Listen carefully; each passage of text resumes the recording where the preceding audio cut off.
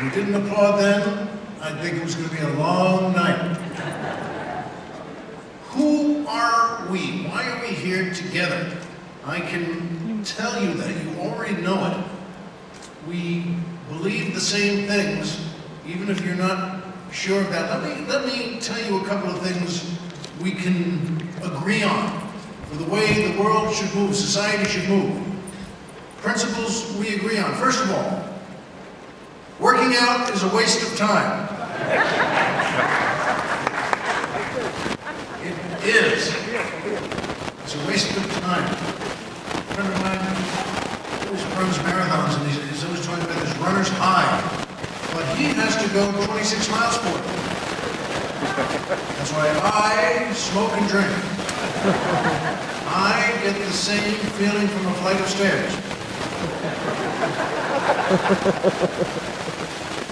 Who are we? In fact, by the way, here's a little message to every good athlete in the audience here tonight. Every hour you're in the gym working out, I'm in a bar talking to your girlfriend. That's right. I may not be strong, but I'm there. Why are we obsessed, and especially with supporting ourselves, supporting the Israel Film Festival, supporting Israel, supporting what it means to be who we are, and why show business is such a big part of that, and it's a tremendous part of it. There's something to us, to me, to our people as Jews, that where we cannot be stopped from changing the world to the way we want it to be. There's a wonderful story I like. If you like this, please tell someone in your family or one of your friends. A rabbi and a priest were sitting on a park bench in Central Park on a beautiful summer day. And they both have their hats on their laps. They're collecting money for their congregations. And all day long, a man will come up every minute, 2 minutes, a different man comes up. Men walk over, they walk over to the priest, and they get blessed, and they will make the signs of their faith, and they'll put money in the priest's hat, and then they walk over to the rabbi and spit in his hat. And this happens all day long, every 2 minutes. It doesn't change. There's money for the priest and spit on the rabbi, and by 4 in the afternoon, a man comes from across the park and says, "Excuse me, fellas, I'm sorry to interrupt, Rabbi, I've been watching you all day, and this doesn't have to happen. Please, if you just move to another bench, an empty bench, you won't have to go through this." And the rabbi turns to the priest and says, "Hey, Moish, get a load of this guy telling us our business." That's who we are. Always making something out of nothing. There is a great blessing in that. My wife and I were watching TV and the ad came on for eHarmony. That's a dating service where they match you up on 29 levels of compatibility. And I turned to her and said, "I don't think we have any." And she said, "And what?" And I said, and what? The 29 levels of compatibility. We don't have them. And she said, "Yes, we do." And I said, "Honey, we don't have any of them." She said, "Yes, we do." And I did something I've never done. I got out the dictionary, but a big one. And I got it out to look up compatibility, and it said, "Learning to live together harmoniously or getting along well together." And she said, "Oh my God, we don't have that." And I said, "No, honey, you don't understand. That's good. That's good news. These people are looking for 29 and we're making it work with none." That's who we are. There is nothing about marriage that has anything to do with compatibility. Marriage is not about compatibility. It's about commitment. It's about hanging in there like a pit bull. If you want to have a good, healthy, long marriage, you don't need compatibility. Folks, the first time you can't make a house payment, it doesn't matter that you both like red.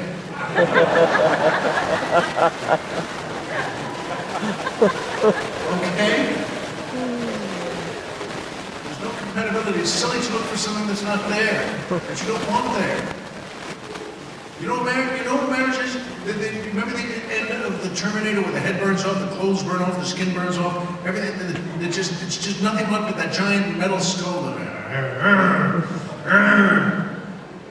That's marriage. If you can live through that, you can have 80 years together. And my wife said to me, she said, we had the compatibility when we met, and I said, we met in a bar. Everyone has it in a bar, that's the point of the bar. The longer you stay, the more compatible you get. There is nothing else that needs to exist. The worst place for, if you're looking for compatibility is a car. Men and women should not be in the car together after a certain point. After 5 years, 10 years, 15 years, you shouldn't be in the car together, but of course you are. If you drove here tonight, and of course you drove here tonight, you're lucky one of you is not still out there in a shallow grave. That's the way it is, it's too small. My wife drives like she's running moonshine. She's very aggressive. And I'm always saying to her, honey, I beg you, I'm telling you, they're going to pull over, look at you, and kill me. But she doesn't care because there's an anger in women that men don't understand. For sure. She doesn't accept, she hates the way I drive. She's always saying, that don't jerk the pedal, you're jerking the pedal. Stop jerking the pedal. You jerk the car when you jerk the pedal, don't jerk the pedal. And go around him. Go around him. Go around him. Go around him. Not him, him. Go around him. Not him. All right, make a turn. No, turn here, turn here, turn here, turn here, turn here. Not here, here. Not him. Don't press the gas. Go around him, turn here, and don't let her in. Why did you let her in? Men like you always let women like that in. Don't jerk the pedal. Go around him, turn here. Don't let her in and make this light. Make this light. Make this light. Make this light. Make this light. Well, you didn't make the light. Men are fools. We don't see the anger in women. It connects them all right back to Adam and Eve. And God came down and said, who ate that apple?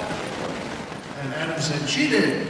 And Eve said, all right, hand me that fig leaf. That's the last time you're going to see this.